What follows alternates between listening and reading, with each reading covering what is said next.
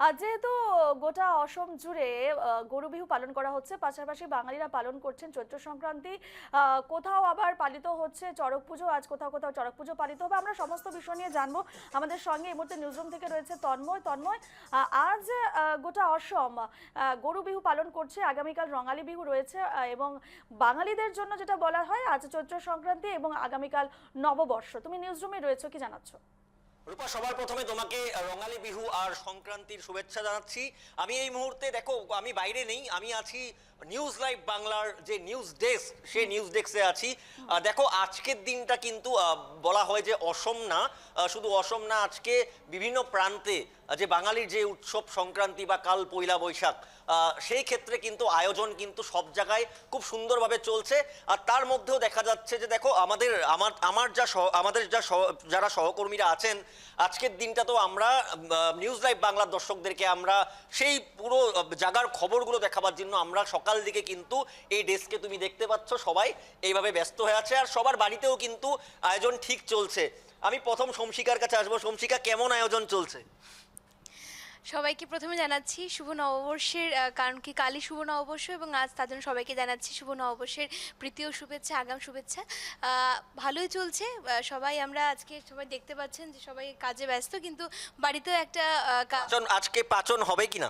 আমাদের আসলে আমি তো শিলচরের, তো আমাদের পাচন হয় না। আজকে আমাদের দিনে নিমপাতা ভাজা, করলা ভাজা, আম ডাল এসব হয়, তো সেগুলোকে মিস করছি এখানে, কিন্তু আশা করি সবাই একসঙ্গে সবাই ভালো করে বিহুটা কাটাবো, এটাই। সুন্দর। আমার সাথে রূপালী আছে। আপনারা দেখতে পারেন অনেক সময় রূপালীকে স্টুডিওর দিকে দেখা যায়, খবর পড়ে, কিন্তু আজ রূপালী একটু অন্য গেটাবে। রূপালী, কেমন আজ সংক্রান্তি?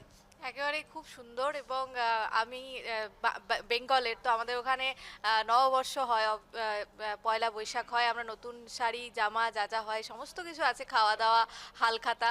কিন্তু এখানে বিহু, তাই এখানে দুদিন ধরে উৎসব।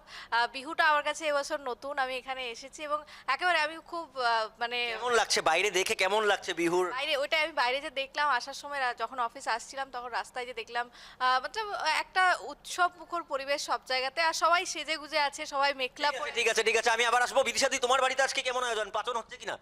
আজ পাচন হচ্ছে, তারপরে আমাদের টক ডাল হচ্ছে। আর যেহেতু আমি গুয়াহাটির, সেহেতু অসমীয়া কালচারও আমার মধ্যে যথেষ্ট আছে। কাজেই নিউজ লাইভ বাংলার সমস্ত দর্শককে বাংলা নববর্ষের শুভেচ্ছা এবং সমগ্র অসমবাসীকে বিহুর শুভেচ্ছা। ঠিক আছে, ঠিক আছে, আমি একটু যদি সাগরদের কাছে না আসি, আমাদের ভিডিও এডিটর যারা আপনাদেরকে নিউজগুলো কেটে দেখায়, কেনে লাগিছে আজি বিহু?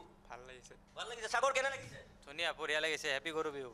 ঠিক আছে, আমি খুব আমার সময় শেষ, আমি সোমশিকার কাছে যাব। একটা ছোট্ট যদি বিহু হোক বা বাঙালি, তুমি আজকে খুব সুন্দর একটা জামা পরেছো যেখানে গামছা আছে, ফটাফট।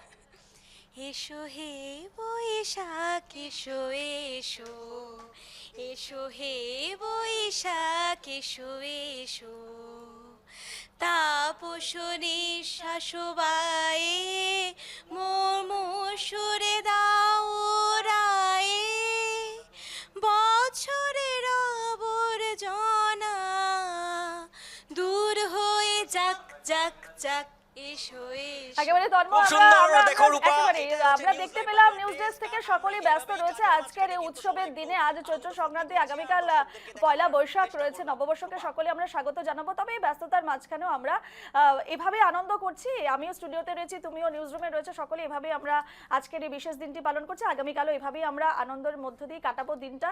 এই মুহূর্তে তোমাকে ধন্যবাদ জানাচ্ছি তন্ময়।